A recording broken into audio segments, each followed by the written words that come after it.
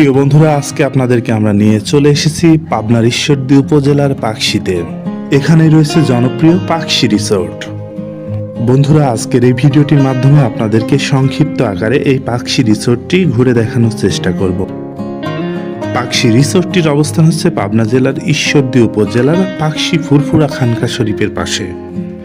এই রিসোর্টে প্রবেশ করবার জন্য জনপ্রতি খরচ হয় 100 টাকা। পথ দেখতে পাবেন।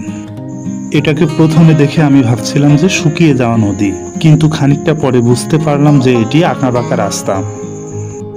এটি দেখে যে কারোরই মনে হতে পারে আমাদের ছোট নদী চলে বাঁকে বাঁকে, বৈশাখ মাসে তার হাঁটু জল থাকে, পার হয়ে যায় গরু, পার হয় গাড়ি, দুই ধার উঁচু তার, ঢালু তার পাড়ি। এখানে হাঁটু জল, গরু, গাড়ি না থাকলেও দুই পাড় কিন্তু বেশ ঢালু।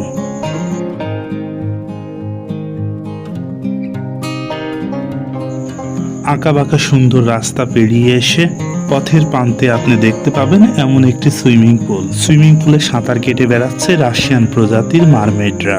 স্বল্প বসনা মারমেডদের দেখানো রুচিকর নয় বলে মারমেডের বদলে মারমেনদেরকেই দেখালাম।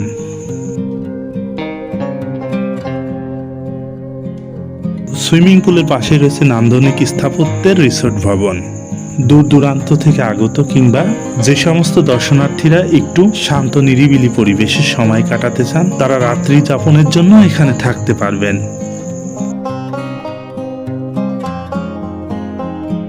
রিসোর্ট ভবনের সামনের আঙিনাটি এমনই সুন্দর, সবুজ শ্যামল, নিরিবিলি। এই সবুজ দেখলে আপনার চোখ জুড়িয়ে যাবে। সবুজ ঘাসের মাঝে রাখা হয়েছে সুন্দর সুন্দর ছাতা। ছাতার নিচে দর্শনার্থীদের বিশ্রাম নেওয়ার জন্য রাখা হয়েছে টেবিল চেয়ার। এখন যেটি দেখছেন এটি হচ্ছে ট্রেন স্টেশন।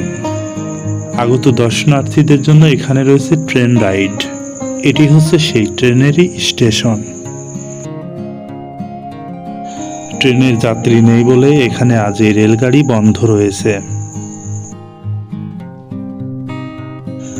নির্দিষ্ট পরিমাণ যাত্রী হলে এখানে আবার ঝকঝকাঝক ট্রেন চলা শুরু করে দেবে।